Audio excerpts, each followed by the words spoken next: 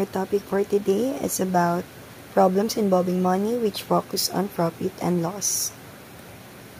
Okay, profit and loss. Saan nga ba natin ito madalas naririnig? Mostly, profit and loss is sa business. Okay?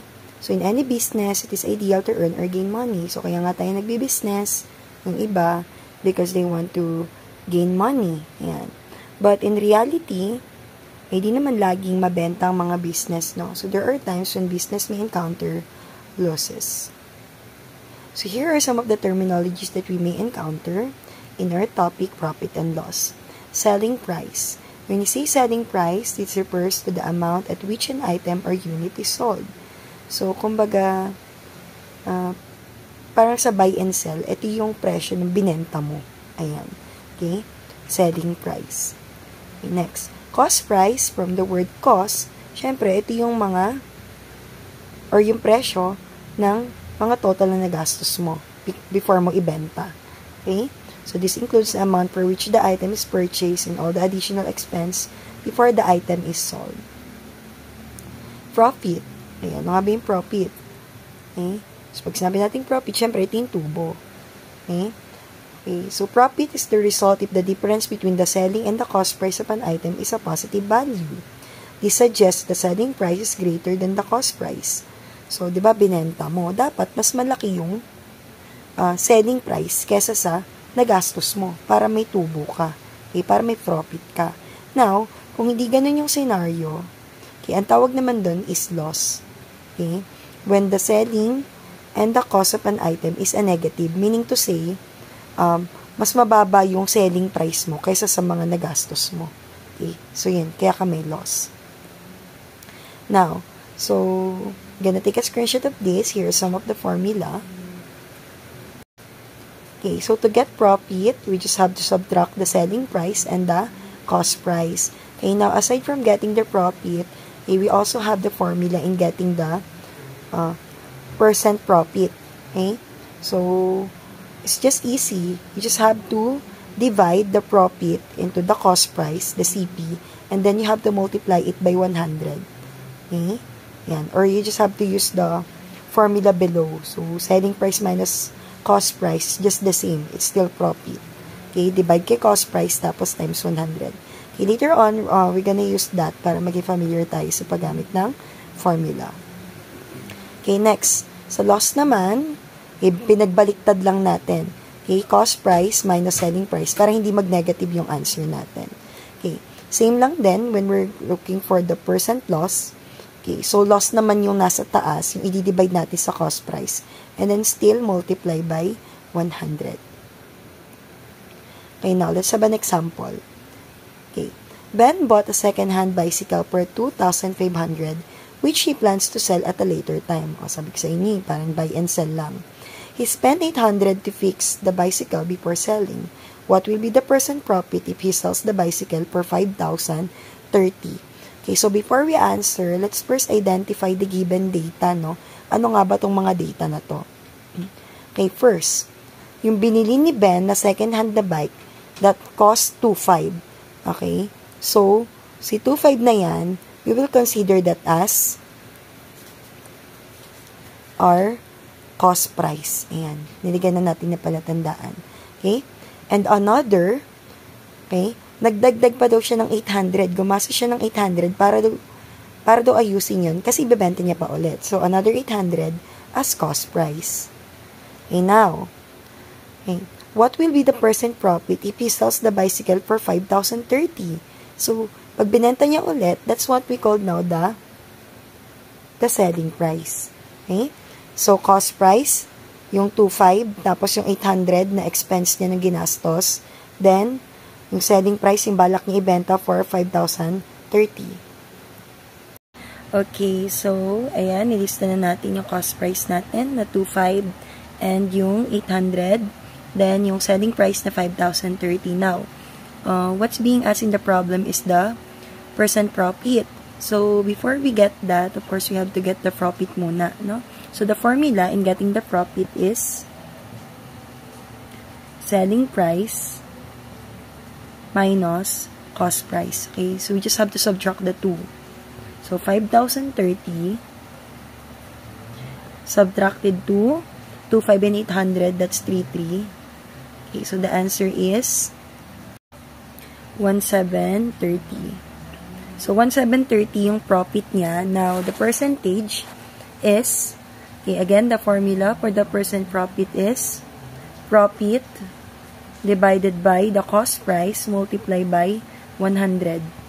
Okay, so the profit 1,730 divided by the cost price, which is 3,300 times 100.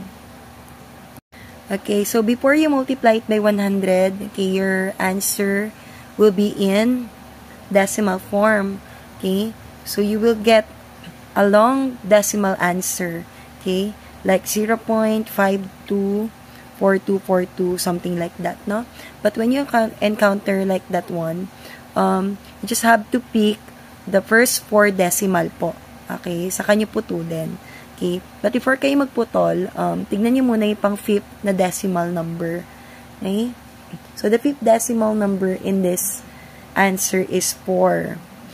So, tignan nyo muna, before you cut, tignan nyo muna kung mara-round up nyo. Okay, alam nyo na yan. Okay, so since 4 yung katabi, so na tayong gagawin kay 2. Okay, so we just have to cut it by until 2. Okay, so your answer, you just have to multiply it by 100. Okay, and then you will get 52.42, and don't forget to put a percent sign. So, 52.42% is the profit percent in our problem. Okay, another problem. Angel bought a bag for 900 pesos. She spent 70 pesos for transportation in going to the store. For the following circumstances, determine whether she earned a profit or loss and how much is the profit percent. Okay, so in this problem, we already know that yung cost price is yung 900 and the additional is 70. Okay, binili niya yung bag for 900 and she spent another 70 papunta dun sa store to buy that bag. Okay, so in this problem na identify na agad natin na yun yung cost price. Okay, so tignan natin sa susunod na circumstances kung magkano niya nga ba ibebenta yung bag. Okay, first circumstance is she sold the bag for 1,300.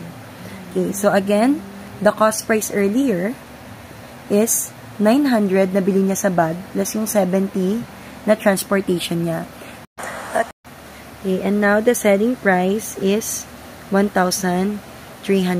So, kumita ba siya? Okay, yes, dun pa lang sa problem, may kita na natin that there's a profit, no? Kasi the selling price is greater than the cost price. Now, again, to get the profit, we just have to subtract the 2. Okay? So, subtract lang natin si 13 and 970. Okay. And her profit is 330. Ayan, kumita pa siya ng 330. Now, let's identify the percent profit. Okay? Again, for the formula for the percent profit is okay, divide the profit into the cost price, then multiply it by 100. Okay? So, 330 divide by the cost price, which is 970. Okay, we will get 0.3402. Yan, pinutol ko na po into 4 decimal. Okay, then right after that, multiply it by 100 to get the percent. Okay, so our answer now is 34.02%. Okay, same problem but different circumstance. Now, she sold the bag for 800 pesos. Okay, again, the cost price earlier is 970. Okay, ito yung nagastos niya. Now, ibebenta niya na lang yung bag for 800. Now, we already know that since the selling price is lower than the cost price, okay, alam natin that there's a loss. Okay? So, magkano yung nalugi sa kanya? Okay? Now, to get the loss, okay, we just have to subtract the cost price and the selling price. Okay, pagbabalik na rin lang po natin yung sa profit, okay, para hindi mag-negative yung answer natin. Okay? So, cost price, 970 minus 800. So, nalugi siya ng 170. Okay, now, what's the percent loss? Okay, the formula for the percent loss is loss divided by the cost price multiplied by 100. Okay, when we substitute, okay, 170 divide 970, okay, we will get the answer of 0.17525. Okay, again, nag-round up tayo, so instead na 2, magiging 3 na lang. Ayan po. Okay? Then, multiply by 100. So, the percent loss is 17.53%. Ayan po. Okay.